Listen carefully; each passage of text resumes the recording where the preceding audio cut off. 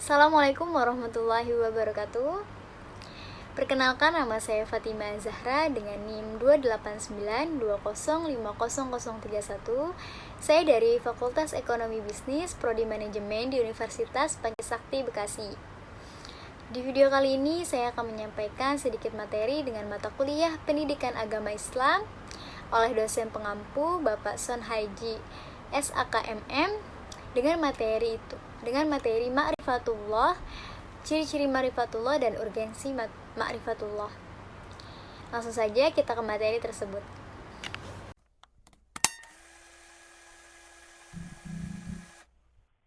Di sini saya akan menjelaskan Ma'rifatullah. Nah, apa sih Ma'rifatullah? Ma'rifatullah ini adalah mengenal Allah. Nah, Ma'rifatullah ini berasal dari bahasa Arab, yaitu mengetahui atau mengenal. Maka dari kata ini kita sudah dapat menyimpulkan bahwa Ma'rifatullah ini adalah mengenal Allah Subhanahu wa taala. Selanjutnya di sini ada pertanyaan.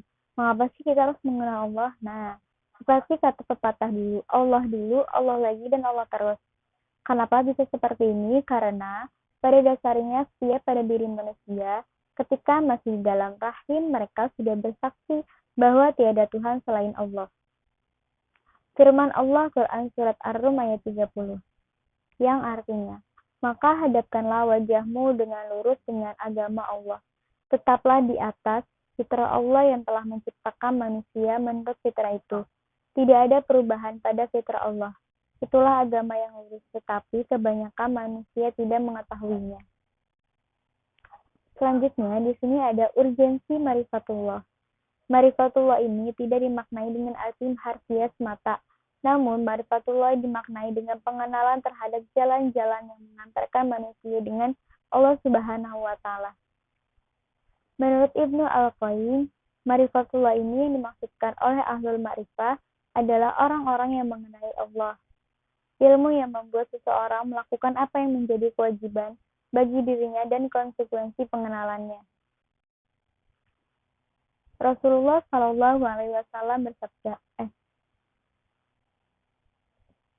Rasulullah Shallallahu Alaihi Wasallam merupakan figur teladan dalam Ma'rifatullah. Beliau adalah orang yang paling utama dalam mengenai Allah Subhanahu Wa Taala. Sabda Nabi, sayalah orang yang paling mengenal Allah dan yang paling takut kepadanya. HR Al-Bukhari dan Muslim. Hadis tersebut merupakan bentuk sanggahan beliau terhadap pernyataan tinggi orang yang ingin mendekatkan diri kepada Allah dengan keinginan dan perasaannya sendiri. Figur berikutnya adalah para ulama yang senantiasa mengamalkan ilmunya. Allah Subhanahu wa taala berfirman, sesungguhnya yang takut kepada Allah di antara hamba-hambanya hanyalah ulama. Quran Surat Al-Fatir ayat 35. Selanjutnya, orang yang mengenai Allah akan selalu berusaha dan bekerja untuk mendapatkan ridha Allah. Tidak untuk memuaskan nafsu dan keinginan syahwatnya. Melalui Ma'rifatullah ini, manusia terdorong untuk mengenali para nabi dan rasul. Untuk mempelajari cara terbaik mendekatkan diri kepada Allah, yaitu para nabi dan rasulullah orang-orang yang diakui sangat mengenal dan dekat dengan Allah. Melalui Ma'rifatullah ini, manusia akan mengenali kehidupan di luar alam materi, seperti malaikat, jin, dan ruh. Mereka akan mengenali perjalanan hidupnya, bahkan akhir dari kehidupan ini menuju kepada kehidupan alam kubur dan kehidupan akhirat. Ma'rifatullah ini akan membuahkan rasa takut seorang hamba kepada Allah Subhanahu wa taala, tawakal, berharap, dan menggantungkan diri dan ketundukan hanya kepadanya, sehingga kita bisa mewujudkan segala bentuk ketaatan dan menjauhi segala apa yang dilarang olehnya, yang akan menenteramkan hati ketika orang-orang mengalami gundah gulana dalam hidup, mendapatkan rasa aman ketika orang-orang dirundung rasa takut, dan akan berani menghadapi segala macam problema hidup. Selanjutnya, di sini adalah ciri-ciri Ma'rifatullah. Yang pertama yaitu takut kepada Allah Subhanahu wa taala. Ia akan merasa takut kepadanya, ia menyadari bahwasannya segala ucapan, perbuatan, tingkah laku, dan segala gerak-geriknya itu selalu diawasi oleh Allah, sehingga ia berhati-hati dalam setiap melakukan sesuatu, dan ini hanya dirasakan oleh orang-orang yang berilmu. Yang kedua yaitu menguasai gerak-gerik hatinya. Dia akan selalu berhati-hati dalam melakukan sesuatu. Sedangkan orang yang tidak mengenal Allah Ta'ala, maka hatinya akan disibukkan dengan urusan duniawi. apabila telah dipenuhi kesibukan dengan makhluknya dan kepada hal-hal yang tidak bermanfaat, maka tidak akan tersisa lagi ruang untuk menyibukkan diri dan sang kholik. Yang ketiga, selalu mengingat Allah Ta'ala.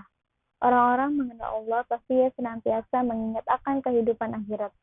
Apabila seorang hamba menjadikan dunia sebagai tujuan hidupnya dan mengesampingkan urusan akhirat, maka Allah akan menjadikan urusan dunianya tercerai-berai, berantakan, serba sulit, serta menjadikan hidupnya selalu diliputi kegelisahan. Lalu yang keempat, di sini ada merasakan manisnya iman. Seseorang akan merasakan manisnya iman bermula manakala di dalam hatinya terdapat rasa cinta yang mendalam kepada Allah dan Rasul-Nya.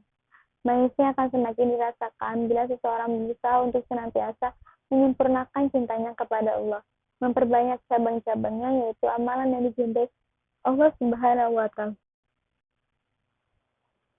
Selanjutnya yang kelima, tulus dalam beribadah kepada Allah. Karena dia yakin bahwa Allah akan menghisap segala amal ibadahnya di akhirat, sehingga amal ibadahnya akan dilakukan dengan sebenar-benarnya. Ia lakukan semuanya karena Allah Ta'ala, bukan karena yang lain. Harusnya kita sudah memahami bahwasannya setiap amal perbuatan kita dinilai berdasarkan niat kita.